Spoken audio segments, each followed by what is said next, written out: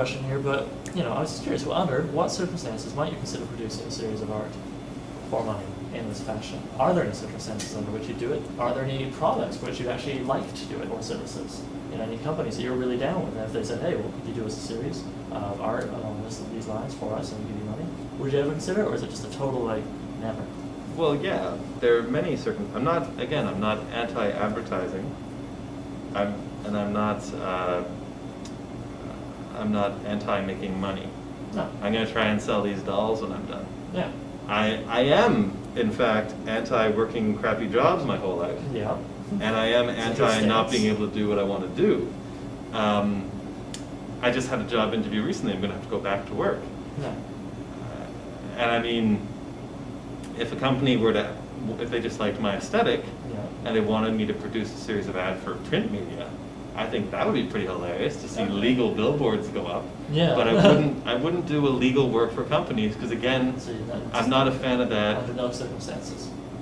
I can't see it happening. It would have to be, I don't know. Personally, I appreciate it's hard to name your price, so that's why I'm saying not so much how much would they have to offer you, but what would they have to be asking you to work for. But as I say, you might have more trouble working for, I don't know, Nike with their special labor, etc., than you would perhaps a certain spray can manufacturer.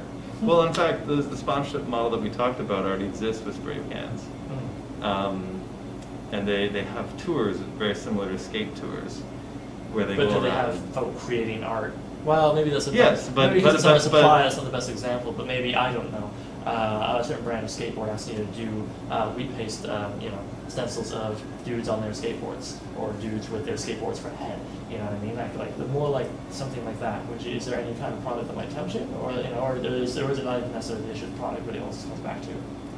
I have used, I suppose, recognizable objects before that. In fact, one of my more famous works, I don't know if you know it, but the Mario blocks. Yeah, I'm familiar.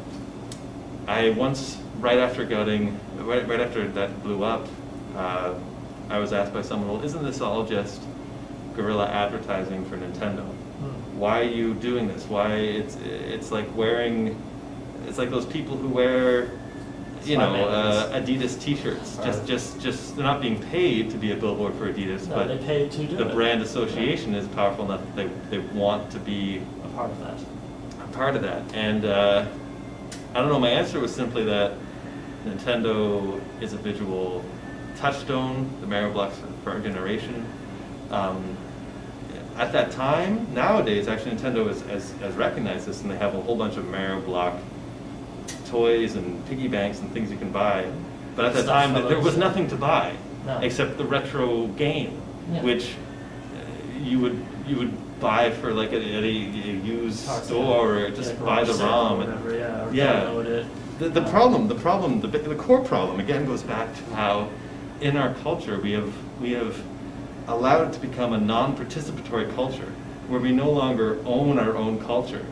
The legends and stories and our version of culture, which to our generation is things like Mario blocks and things like that, are all owned and not owned by us. No. And in fact, I am just as likely to get a check from Nintendo as I am to get a cease and desist order, because I don't own that image, and I'm not allowed to work it or work with it, which to me is very upsetting. Yeah. So it's not just reclaiming made to love something and being told you can't touch it.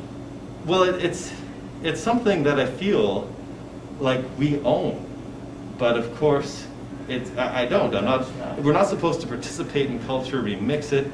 There's a huge fight going on now about that, and I feel when I did that, it was not just about reclaiming public space and how we're not allowed to really own public space, but also reclaiming culture and how we can own culture. So again, going back to the original question.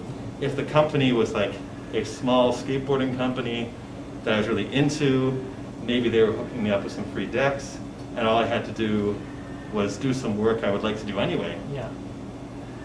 So you'd be more comfortable with this trade, so like in exchange for their products, like you say. Well, the money value is not the key issue. Okay. It's more of whether or not, again, the difference between sponsorship and commissioned work. If Nintendo came to me tomorrow and said, we're going to write you mad Nintendo money. We love what you've been doing with the blocks. We have flights booked for you. We want to send you around the world and put up blocks in like Munich, you know, and just all these really cool places. Go to Tokyo, go to, I don't know, and whatever. And we're gonna give you crazy Nintendo money. All we want you to do is put up some of these blocks. Work you're doing anyway, but we're going to sponsor you. I would have to really think hard about rejecting that. I want to say... This would be really exciting. well, it'd be a huge opportunity. And that would be something I'd want to do, but I cannot I cannot bankroll myself. I can't afford to do that. So that's what Faux Reel was getting at.